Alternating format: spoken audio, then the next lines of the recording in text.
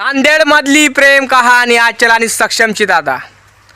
आचल करणार दुसरं लग्न. आता आचल दुसरं लग्न करणार आहे आणि सक्षमचा जीव तिच्या बापाने नाही घेतला, आचलनं घेतला. तुम्ही म्हणाल कसा? तर त्याच्यासाठी हा व्हिडिओ पूर्ण बघा लागन. पूर्ण माहिती बाई मिळेल तुम्हाला, भेटन ना. आचल दुसरं लग्न करत आहे आणि आचलनं जीव घेतला, आचलच्या बापानं घेतला नाही सक्षमचा. समजलं काय? हा व्हिडिओ पूर्ण बघा. नवीन असाल तर फॉलो करायला विसरायचे, लाईक करायला विसरायचे, चॅनलला सबस्क्राईब करायला विसरायचं नाही. कारण जे रियालिटी आहे हा रियालिटी युवराजच दाखवतो, कोणी दाखवत नाही. टाईम वेस्ट न घालवता चला व्हिडिओ ओढूया. आचलनं जीव कसा घेतला मला सांगा. प्रेम कोणा केलं? सक्षमनं केलं. आचल का पाहतच होती काय? आचलने प्रेम केलं, कळलं नाही काय? आणि हे प्रेम झालं ऑनलाईन इंस्टाग्रामवर. हे प्रेम झालं ऑनलाईन इंस्टाग्रामवर. तर विचार करा दादा, ऑनलाईनचं प्रेम ते मग काय भेटणं चालू झालं, त्या प्रेमात भेटणं चालू झालं. मग भेटणं चालू झाल्यात, भेटीगाठी चालू झाल्या. तर मग 2-3 वर्ष असं भेटणीगाठी चालू झाल्या. मग काही दिवसानं बापाला समजलं, दादा तिच्या भावाला समजलं, मित्र परिवाराला समजायला लागलं. कारण तिचे ऑनलाईन फोटो म्हणा, ऑनलाईन सोशल मीडियावर तिचे फोटो दिसायला लागले, त्याच्या संग पोस्ट दिसायला लागल्या, हे ते म्हणजे XYZ काही दिसायला लागलं. तर तेव्हा बापाला विचित्र वाटलं की माझी मुलगी ही शाळेत जाणार होती, शाळेत जाणारी होती, ही कशी काय प्रेमात पडली त्याच्या. तर बापानं समजावलं तिला का बाई का तुला मी शाळेत पाठवलं का प्रेम करायला पाठवलं, तू माझी इज्जत आहे, तू घालू नकोस. बापानं समजावलं. पण नाही, आजकालच्या मुली माहिती आहे तुम्हाला, बावळट असतात प्रेमात. आजकालच्या मुली बावळट असतात प्रेमात. आणि प्रेमात ते आपले मायबापाचं काय कुठल्याच गोष्टीचं ऐकत नाही. आणि मायबापाची इज्जत हे घालावासाठी तयार असतात सडल्या अशा मुली आचलसारख्या. तर बापानं समजावलं, एक वेळा समजावलं. बापानं 2-3 वेळा मग रिपोर्ट दिला का माझी मुलगी फसलेली आहे, हा माझ्या मुलीला बैकवण्याचं काम चालू आहे, सक्षम ताटे हा माझ्या मुलीला बैकवते बा, असा करते तसा करते. मग काय, तर मग आचल वयाची कमी होती, 17 वर्षाची, 16-17 वर्षाची वयाची कमी असताना. तर तिचा बापाला असं वाटायचं की आपली इज्जत पोरगी घालवल काय, आपली पोरगी वाया गेली नाही पाहिजे. ह्या कारणामुळं आचलचा बाप, आचलचा जो बाप होता, विचार यायचा भावाला विचारायचा. आणि आचलचा बाप हा गुंड प्रकृतीचा होता. त्याच्या अंगावरही गुन्हे दाखल होते, गुन्हेगारी लोक होते ते. तरी बाप झुकला होता, पोरीच्यामुळे बाप झुकला होता. बापानं मग सक्षमला विचारलं, सक्षमला समजून सांगितलं की लागू नको माझ्या मुलीच्या मागं.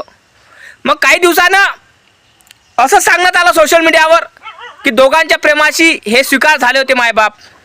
मग त्याच्या हाती काठी, तेच काट्याचं झाड दिलं. हे पिक्चरच्या डायलॉग, पिक्चरच्या सारखं सीन दाखवलं लोकांनी, पिक्चरसारखं सांगितलं स्टोरी. काट्याचं झाड दिलं. मग काट्याचं झाड दिल्यावर तर मग ह्या काट्याचं झाड दिलं ना, तर समजून जायचं का बा याचा काट्या काढायचा आहे पिक्चरवानी. तर मग काट्याचं झाड दिलं. तर माझं एकच म्हणणं आहे, तू प्रेम केलं, त्याने प्रेम केलं तुझ्यावर, तुमचं ऑनलाईन प्रेम झालं इंस्टाग्रामवर. तुझ्या बापाची इज्जत होती, तो सक्षम तिच्या बापाचा मायचा इज्जत होता. कोणीही मायबापाला असं वाटते की आपली मुलगी चांगल्या मुलाच्या घरात पडली पाहिजे, मुलगा चांगला असला पाहिजे, 4 चौकात उठला बसणारा असला पाहिजे, इज्जतदार असला पाहिजे, दार घरात असलं पाहिजे. आपण कसंही असो बैताड, आपण कितीही नंगचोट असो, आपल्या अंगावर कितीही गुन्हे दाखल असो, पण माझा येणारा मुलीचा जो जोडीदार आहे हा चांगला असला पाहिजे. कोणाही मायबापाला वाटते ना. तिच्या मायबापाला असं वाटलं असं. मग हा बिचारा सांगू थकला. मग काय करावं, पर्याय नाही. पोलीस स्टेशनमध्ये जाऊ मॅट झाला, काय करावं. तर मग सक्षम म्हणत असं हिला चल पळून जाऊ लग्न करू, किंवा आचल म्हणत असं सक्षमला चल पळून जाऊ लग्न करू. पण सक्षम म्हणत होता की नाही, तुझ्या आई वडिलाला आपण समजावू, म्हणू का नाही आपण तुझ्या आईच्या मनानं लग्न करू, आपल्या आईच्या तुझ्या आई वडील भावाला समजावू. तर मग ते काय झालं म्हणते का त्याने हो हो म्हटलं, बा तुमचं लवकरचं लग्न करून देतो. मग 14 एप्रिलच्या जयंतीमध्ये नाचले म्हणते ते. आचल पण नाचली, सक्षम पण नाचला. तेव्हा ते 18 वर्षाची पूर्ण झालती म्हणते. मग माझं एकच म्हणणं आहे, पळून जाते बिचारी. मग तू 18 वर्षाची झालती तर सक्षमला म्हणती मजबूर करते, चल सक्षम पळून जाऊ. आपल्या घरचे नाकारण काय काय त्याच्यावर विश्वास ठेवू नको, कारण माझ्या घरचे लोक गुन्हेगारीतले आहे. आणि तू ये, तुझं घराणं चांगलं आहे म्हणा, पण तू गुन्हेगारीतला आहे. माझ्या बापाने तुझ्या खोटे गुन्हे दाखल केले, अथवा तू टोपोरीत आहे, असं आहे तसं आहे, कारण तू पण स्वतःच्या पायावर उभा नाही आहे.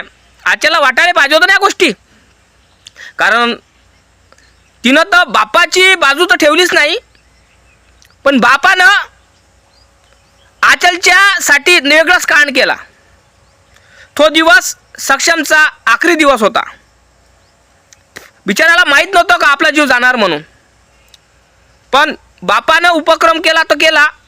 कोणासाठी केला? मुलीसाठी केला. पण उपक्रम केला, पण त्या मुलाचा जीव घेतला. तर जीव घेतला, जेलात सोडून राहिला. भाऊ सोडून राहिला, भोटा भाऊ सोडून, माई सोडून राहिली, परिवार सगळा सोडून राहिला जेलात. आणि मुलगी स्वतंत्र फिरून राहिली. जिनं खरा जीव घेतला, तिनं जितेजी 2 परिवारांचं वाटोळं केलं. जितेजी 2 परिवाराचं वाटोळं तर केलं. जितेजी 2 परिवाराची जिंदगी बर्बाद केली. जितेजी मारलं त्यांना. सक्षम तर मेलाच. सक्षम मेला तर सक्षमची आई जितेजी मेली, परिवार जितेजी मेला, तिचे मायबाप जितेजी मेले. जेलात असताना सगळे मेल्यासारखेच असन. आणि हे सक्षमच्या अर्थीवरचं लोणी खाऊन राहिली. किती नालायक असायला पाहिजे मुलगी. हे जीव तिच्यामुळे गेला. कळलं का तुम्हाला? कारण तिनं सक्षमवर प्रेम नसतं केलं, सक्षमनं तिच्यावर प्रेम नसतं केलं. सक्षमला समजावलं असतं तिनं की सक्षम माझे आई वडील आपल्या प्रेमाच्या विरोधात आहे, आपल्या लग्नाच्या विरोधात आहे. तर आपण एक काम करू की माझे आई वडील ज्या मुलाशी लग्न करून देईल त्या मुलाशी मी लग्न करायला तयार आहे. तू माझा नाश सोडून दे, तू जिवंत राह, माझ्या डोळ्यासमोर राह, हे माझ्यासाठी माझं प्रेम जिवंत राहील. असं समजन का माझं प्रेम हे जिवंत आहे. पण सक्षम तर जिवंत राहिला नाही आणि हे जिवंत आहे.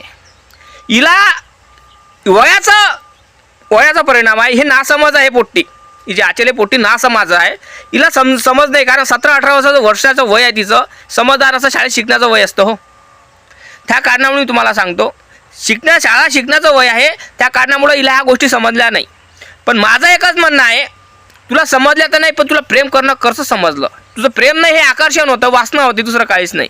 त्या वासनेमध्ये आकर्षणमध्ये एवढी पागल झाली की तू स्वतःला समजून राहिली नाही की मी काय केलं काय नाही. तू म्हणत आहेस मग सक्षम मेला तर तेव्हा तू का मेली नाहीस? तू प्रेम केलं ना. अरे जोडीदार साथीदार होता ना तुझा, तो प्रियसी होती ना तुझी, तू त्याची तुझा प्रियकर होता ना. तर मला सांग तू मेली का नाही? हां, मेली तर नाहीस. मग काय, पब्लिकनं आपल्यावर जोर द्यायला नाही पाहिजे, पब्लिक आपल्याची वैरी झाली नाही पाहिजे. पब्लिक सुती आहे का रे? पब्लिकला सगळं समजते कोणाच्यामुळे वाटोळं झालं. बिनफालतू ते बिचारे मायबाप जेलात गेले. कोणाच्यामुळे गेले? ह्या पोट्टीच्यामुळे गेले. का त्यानं गुन्हा कांड केलं? ह्या पोट्टीच्यामुळं केला ना. ह्या पोट्टीच्यामुळं कांड केला, त्या कारणामुळं तसं झालं ना. माझं एकच म्हणणं आहे जनतेला, महाराष्ट्रातल्या जनतेला माझं एकच म्हणणं आहे, ही जी मुलगी आहे, ही मुलगी सर्वसामान्य जनतेच्या मुलीला बिघडवण्याचं काम करत आहे. हिनं खरंच प्रेम केलं असतं त्या मुलावर तर ती मुलगी पण मेली असती, तिचं पण सरण रचल्यात आलं असतं दादा. बरोबर ना? आणि तुम्हाला वाटते का तिचं लग्न झालं म्हणून? लग्न झालं असन तर तिचं लग्न झालं नाही. पण माझं एकच म्हणणं आहे, ते काही दिवसानं दुसरं लग्न करणार म्हणजे करणार. त्या सक्षमच्या भरोश्यावर बसणार नाही आहे. कुठलीही कुवारी मुलगी म्हणा 18-19 वर्षाची आहे, स्वतःवर कंट्रोल ठेवू शकणार नाही ती. तुम्हाला माहीतच आहे ना, कारण वय 18 वर्षाचं धोक्याचं, हो धोक्याचं, 18 वर्षाचं धोक्याचं तुम्ही गाणं आलेलं आहे, तुम्हाला माहीतच आहे. तर माझं एकच म्हणणं आहे, ते कुठपर्यंत राहणार हो? तशी लग्न तर करणारच आहे. सक्षम तर भागात कुंकू भरलं नाही, पण दुसऱ्याचं कुंकू ते भरणारच आहे. कळलं काय? फक्त तर पब्लिकला चुत्या कसं बनाव, पागल कसं बनवाव हे आचलजवळून शिकाव. कारण आचल स्वतःची मुलगी झाली नाही, जन्म देणाऱ्या बापाची मुलगी झाली नाही आणि सक्षम बनायला चालली. आता ते सक्षमचा आईवडिलाचा धीर द्यायला चालली. ते अगं तुला धीर तुला द्यायला लागते. आता तुला गरज आहे धीर देण्याची, परिवाराला नाही. त्या कारण त्या परिवाराचा धीर देणारा तूच खाल्ला, परिवाराला धीर देणारा तू खाल्ला आणि म्हणून काय राहिली धीर देतो. अगं धीर तुझ्यामुळं सगळं झालं. तू जराशी सावरली असती, स्वतःला आवरलं असतं तर बिचारा सक्षम जिवंत राहिला असता, तुझे मायबाप जेलात गेले नसते. सगळं तू परिवाराचं वाटोळं तू केलं आणि सांगून काय राहिली मोठ्या मोठ्यानं, माझा सक्षम, माझा. अगं बावळट, फोटो पाशी लढून राहिली. हे नाटकं नको करूच. गिरगिटचे रडणं आहे तुझं. खरं प्रेम राहिले असते ना तेव्हाच मेली असती तू. जेव्हा तू पोराचं सरण रचल्यात आलं होतं तेव्हा दुसरं सरण तुझ्यासाठी रसा लागत होतं. कारण तू खरं प्रेम करणारी आली असती तर. अगं जन्म देणाऱ्या मायबापाला बेमान झालीस तू आणि सक्षमच्या मायबापाला म्हणून राहिली की पोचतो. अगे डॉयलॉग कमी मार. हे तुझे डॉयलॉग पिक्चरात साजरे दिसते, रियालिटीत नाही आहे. कळलं काय? तू रियालिटीत साजरी दिसत नाहीस. रियालिटी तुझे डॉयलॉग बरोबर वाटत नाही. कारण हे प्रेम फक्त पिक्चरात बरं वाटते, रियालिटीमध्ये नाही. नुसती वासना भरली असतात प्रेमात. वासना, दुसरं वासना, आकर्षण, दुसरं काहीच नाही. हे वासना आकर्षण काढलं ना तर प्रेम नावाची चीजच नाही. प्रेम म्हटलं कायला गेलं माहिती आहे का तुला? प्रेम पहिले लोक प्रेम करत होते. प्रेम म्हणजे त्याग असतं, प्रेम म्हणजे विश्वास असतो, प्रेम म्हणजे तुला कळणार नाही ग, तुला कळणार नाही. प्रेम म्हणजे आपले आई वडील आपल्यावर जीवा फार प्रेम करत असतात. प्रेमामध्ये एक हे नसतो, कुठल्या गोष्टीची अवहेलना नसते, कुठल्याही गोष्टीची भूक नसते. प्रेम हे असं असते जसं एखादं झाडाला आपण पाणी टाकतो आणि त्या झाडावर फुलं दिसतात ना, जेव्हा फुलं येतात ना तेव्हा आपल्याला किती सुंदर वाटते. प्रेम म्हणजे जोपासणं होते, पण तू जोपासलं काहीच नाही, सगळं त्यागलं आणि म्हणून काय राहिली प्रेम.